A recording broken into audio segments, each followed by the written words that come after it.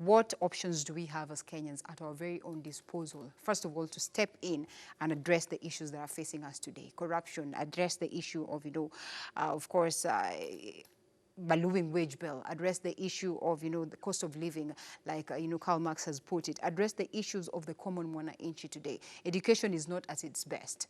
Everything is just in shambles. Today, you go to the shop, it is sad. The civil servants are not so happy as to what is happening. So what options do we have at our very own disposal to go upfront or to go head on and address these issues? I think a revolution is not far-fetched. A revolution is necessary, but a revolution does not have to be in the streets. It can be on the ballot. So Kenyans need to be aware that the next electioneering period, let us pick genuine leaders. Let us pick people who have a track record of performing and people who can listen and work for Kenyans. All right. Talking of now matters corruption still in the country, another story here on page 8 of the Daily Nation. Italian firm moves to keep creditors at bay, and companies it owes money temporarily barred from pursuing cases in Kenya courts. This company, of course, the CMC di Ravenna, the Italian firm at the center of the 20.5 billion Kimorer and Arroyo Dam scandal, has obtained a temporary order barring any of the 251 companies it owes money in Kenya from pursuing it in local courts. Remember, this was an issue that was discussed for almost 1 month. Di Ravenna, first of all, you're locked in your very own country. Then you're coming to a different country and you are allowed to conduct business as usual. And now at this particular time, even as we're trying to go heads on this particular company, we are not allowed anymore. It's typically of what we've seen on the times that, people go out there and get anticipatory bills so that you're not able to go and, do anything to them because they already have these bills at hand. So what does it mean on the fight of addressing, this issue of the Arroyo and Kimorer Dam for the people of Kenya to get to know what happened and to get answers of it? And where does it place the people of Kenya in terms of addressing some of the issues and the heinous and chronic issues that have been facing us? You talked about, of course, what IEBC had, awarded tenders, different companies. They were awarded tenders, but at this particular juncture, we noted that, there were a lot of malpractices that were conducted with these particular companies or this, entities. So it's a clear indication that in the event that we decide also to go hands-on on Otimofo, the likes of, Indemnia and all that, we might not even be successful in addressing some of these issues. Is there someone who's working with these entities in our very own government? You don't even ask that. Because immediately Kimorer and Arroyo were mentioned, the deputy president came out gun-blazing to defend the so-called tender that was. I was even confused that what is going on in this country? Are we the people who are supposed to be asking these tough questions to these given companies, the reason as to why they have not done those dams as prescribed within those time limits? Yep. And why is it that now our deputy president comes out to defend a company that is already having problems within their country? Yeah. Okay? And even giving terms and conditions for the DCIO to work. And even the EACC. That is where we lost it. Because already there was some protection within the high government profiles that were giving these people avenues, actually to get into how they can actually maneuver throughout this process. Because if you ask yourself how the towels are related to the dam construction, you even, I don't know, even a newborn can even explain that, How you will end up with some alcohol boat in that dam, I don't know whether people were to be drunk first before they do the construction. Dams are How about the water, pillows ended up in those places still is a mystery. But the most and the worst of it all is that the deputy president was defending the same corruption that people are talking about. Right. So if you're really a good leader, and there is a problem. And mark you, that dam is not only meant for the Elgeyo Marakwet. Let me tell you. Yes. Once that dam has been constructed, that dam is actually serving the entire country. The entire country, yeah. You get that? So if we look at it, we narrow it down like this thing is meant for the people of Elgeyo Marakwet, then we are losing the whole point here. Yeah. Once there is a problem, and this problem is affecting your nation, and you are the second in command, what you need to do, you need to stand with your people. Yeah. It is the time now you have to ask, are those companies working towards the benefit or maybe, uplifting the lives of our people? If the answer is no, actually do away with them. Right. But if the whole narrative is all about how we can defend them, then now you can see what we are reading. They have already gone back and they can stop everybody, even those who have actually invested with them, where will they get those money?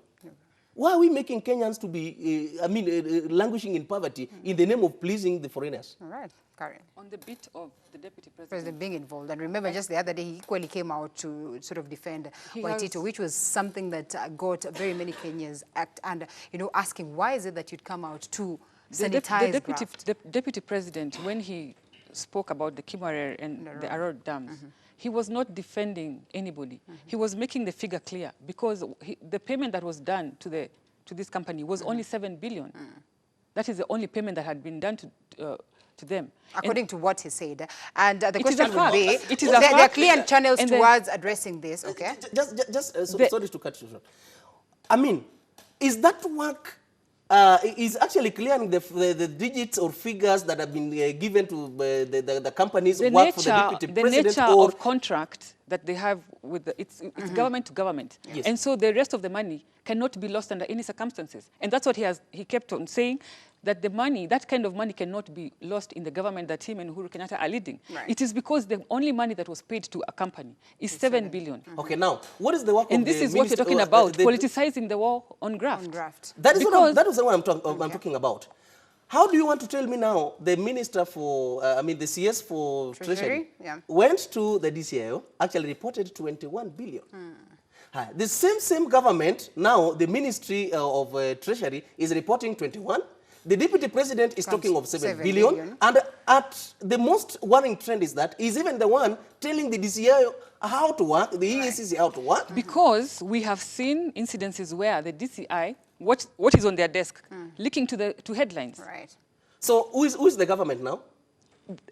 By the nature of their work, these institutions should work in silence. We should only be hearing what the DPP has. Then why has give done. them direction? The very When same the way file has people been would have forwarded to argued the that DPP. maybe then the Deputy President William Ruto should have followed the right channel to present some of these But he figures was that we're talking reacting to about. what is already in the media. So Okay. who he was was he trying to reacting correct to? that. Is he Right. reacting Because- to his own government or is he reacting to the opposition? When the media splashes those figures to So the are we public, getting it all it right? is Because then bound to again, raise emotion. the media has this major role of ensuring that they disseminate this information that is, of course, supposed to be given to the public The for their DCI consumption. has no So- business giving media interviews And on what is on their desk. Karen, Alright. let me ask you, is it Kamarer and Aror that we are only, is it the first corruption cases that we are talking about? Do you know there was a fertilizer problem in Rift Valley? Did he talk about it?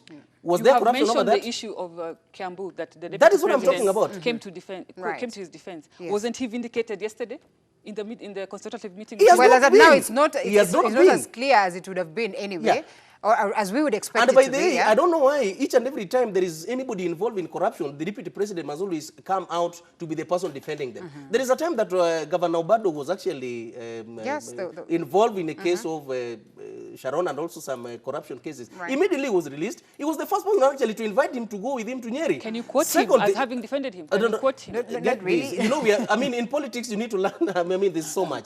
Second thing, when this, is it governor of where that was arrested just recently here in Karen, I think.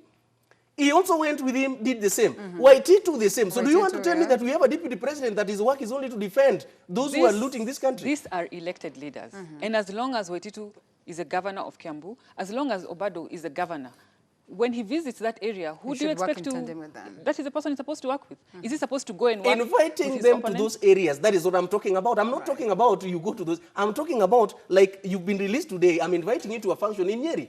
What are you telling Kenyans? Let me tell you, by virtue of his office, there is no way he can have space for a function tomorrow just because you have come from prison today. That must be a meeting that was arranged prior. So in other words, what we are saying is that now there is a deputy president and there is also another opposition leader in the name of a deputy president who is actually fighting his own government in the name of fighting corruption or maybe defending corrupt leaders. Because I don't understand how the DCIO is now being targeted or maybe becomes an independent institution now becomes another backlash. When you observe a wrong, it does not matter whether you're the deputy president or the president of the country. When you observe an institution making wrong moves, you are free to observe publicly or... they are working under whose watch? They're independent. They're independent. They're independent, So they're of course, independent. They're Forms independent. part of the executive, and yes, I want to allow you people to argue it out until we get answers one thing to I this. don't understand. Yes. How a deputy president can get out to attack an independent institution, these institutions are working for the same government. You get what I mean? And they have the channels on how they can actually get to reach out to these people and these things done in the right way. And my worry is, why is it that each and every time there is any corruption that is mentioned, then now we get into the person who defends them to become that number two? Because that is what you choose to focus on. I'm sure he's making many other comments on many other issues, but you choose to focus on what two comments that he has done out of the thousands of comments he's making. There's been this by the allegation. time he's doing that, is he really making these leaders to feel like there is something wrong they have done, or it's a matter of you cover them up so that it looks like there is nothing that is really going on wrong? Because again, these but things you can imagine the effect of headlines of we've lost 21 billion, the effect it has on the citizenry. I mean, it's his responsibility to make sure that wrong information is not flying everywhere.